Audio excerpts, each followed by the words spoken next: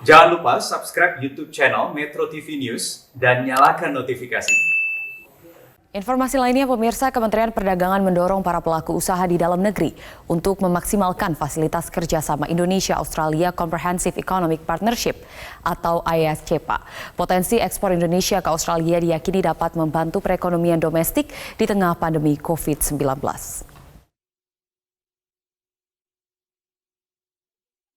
Kerjasama Indonesia-Australia Comprehensive Economic Partnership atau IACPA resmi berlaku pada 5 Juli 2020. Pemerintah pun mendorong para pelaku usaha untuk dapat memanfaatkan fasilitas yang ada dalam perjanjian kerjasama ini. Wakil Menteri Perdagangan Jerry Sambuaga mengatakan, melalui perjanjian kerjasama ini, Indonesia berpotensi untuk meningkatkan produksi domestik serta mendorong pertumbuhan investasi asing di dalam negeri. Peningkatan kinerja ini dipercaya dapat membantu perekonomian Indonesia di tengah ancaman resesi akibat pandemi COVID-19. Akan selain peningkatan produksi, juga akan memudahkan investasi.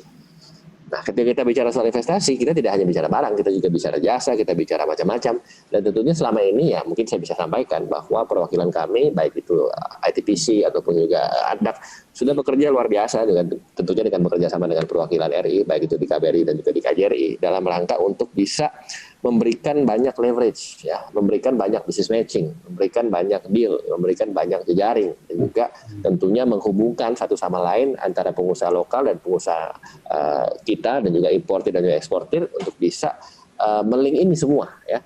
Dan saya pikir kalau kita bicara soal investasi, ya, ini saya pikir kita bicara long term. Ketua Gabungan Pengusaha Makanan dan Minuman Adi Lukman menjelaskan bahwa selama ini industri makanan dan minuman Indonesia bergantung pada impor bahan baku dari Australia. Untuk itu, GAPMI mendorong pemerintah agar dapat menarik investasi masuk dari Australia ke Indonesia agar dapat memberikan nilai tambah bagi produk Indonesia. Kalau kita tidak meminta mereka memproduksi di sini dan mendapat nilai tambah di sini, tentunya ini akan rugi kita. Oleh sebab itu, program kita adalah saya sangat mendukung powerhouse konsep itu.